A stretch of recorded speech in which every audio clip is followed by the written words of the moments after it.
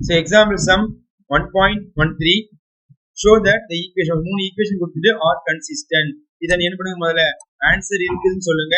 இருக்குன்னு சொல்லி பண்ணுங்க இதோட ஆன்சர் எனக்கு என்ன பண்ணுங்க கண்டுபிடிச்சணும் கேக்குறாங்க. இப்போ வந்து மூணு ஈக்குவேஷன் ஃபர்ஸ்ட் மேட்ரிக்ஸா மாத்திரோமா இல்லையா? So first matrix A matrix உருவாக்க போறேன். சோ A மேட்ரிக்ஸ் பாத்தீங்கன்னா ஃபர்ஸ்ட் ஈக்குவேஷன் கோஎஃபிஷியன்ட் 1 1 1. அடுத்து செகண்ட் ஈக்குவேஷன் கோஎஃபிஷியன்ட் 1 2 3. அடுத்து மூணாவது ஈக்குவேஷன் பாத்தீங்கன்னா 1 4 7. அப்ப என்ன பண்ணியாச்சுன்னா நம்ம வந்து A மேட்ரிக்ஸ் உருவாக்கியாச்சு. சோ X மேட்ரிக்ஸ் பாத்தீங்கன்னா variable X variable Y variable Z variable equal to constant number பாத்தீங்கன்னா 6 14 ஆன்சர் இங்க 30.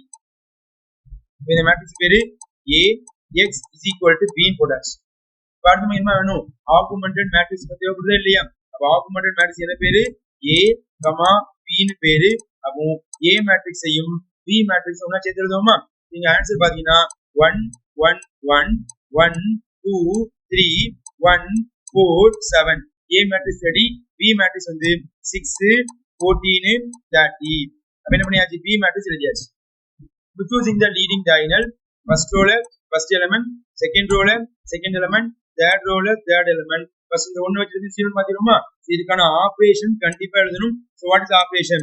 Row 2 implies row 2 இங்க row 1 ரெண்டுமே சேம் நம்பர் நடுவுல மைனஸ் மட்டும் போட்டாலே போதுமானது.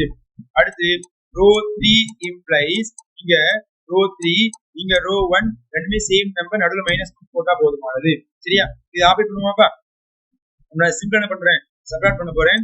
So equivalent matrix first of வெச்சுக்கங்க 1 1 1 6. செகண்ட் ஆபரேட் பண்றேன் 1 - 1 ஆன்சர் 0. 2 ல இருந்து 1 கழிச்ச ஆன்சர் 1.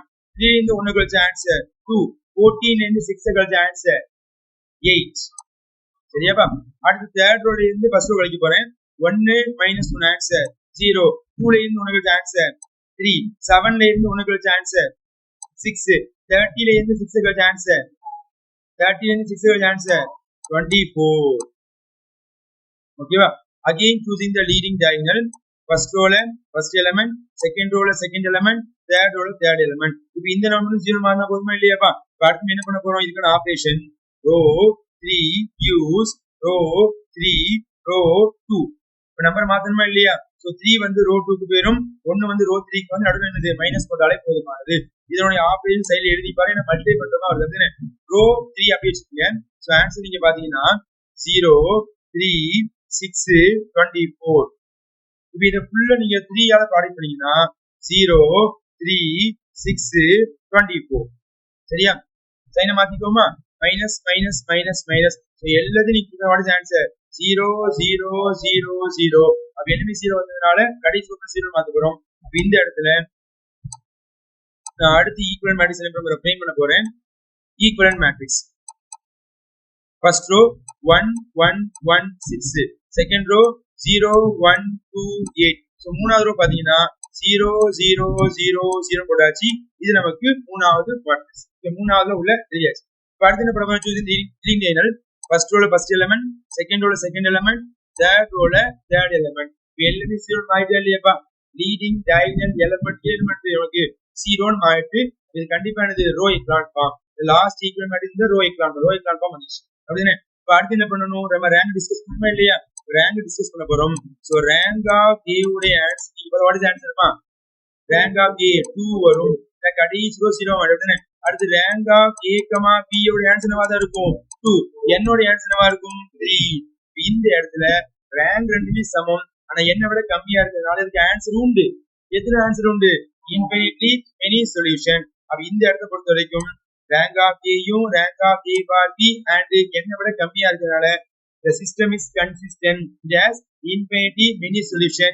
அப்ப என்ன பண்ணியாச்சு இந்த ரிசல்ட் ப்ரூவ் பண்ணியாச்சு hence true. சரியா? நான் என்ன பண்ண போறேன் ஈக்குவேஷன் உருவாக்கணுமா இல்லையா? ஈக்குவேஷன் உருவாக்குறதுல கீழ பார்த்தனா வராது. சோ ஃபர்ஸ்ட் என்ன பண்ண மேல எழுதிக்கிறேன். இது x, இது y, இது z ஈக்குவல் டு கடைசி ரோ வரவே வராது. அப்படிதானே? சோ அடுத்து இது போட்டுல y வருமா இல்லையா? So y plus 2z is equal to 8.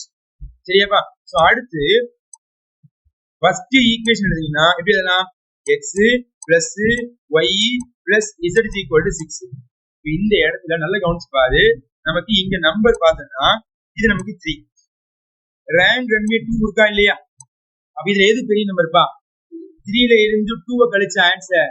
அப்ப ஒரே ஒரு வேரியபிளுக்கு நேம் போட போறோம். அப்படிதானே? அந்த வேரியபிள் யாரா இருப்பாங்க? z.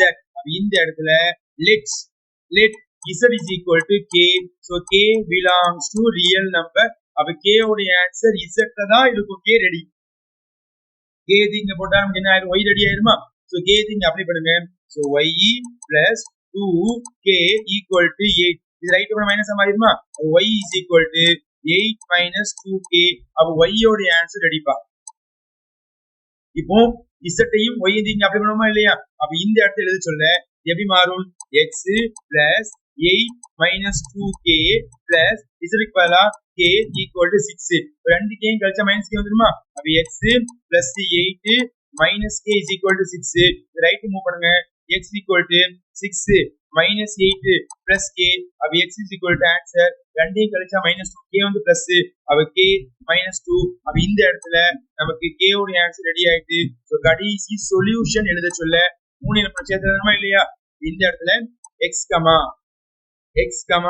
y, z is equal to, so x உடைய ஆன்சர் k minus 2, y உடைய ஆன்சர் 8 minus 2k, z உடைய ஆன்சர் k, sorry, z உடைய ஆன்சர் k. இப்ப இந்த இடத்துல k belongs to real number. இதுதான் நமக்கு தேவையான ஃபைனல் ஆன்சர்.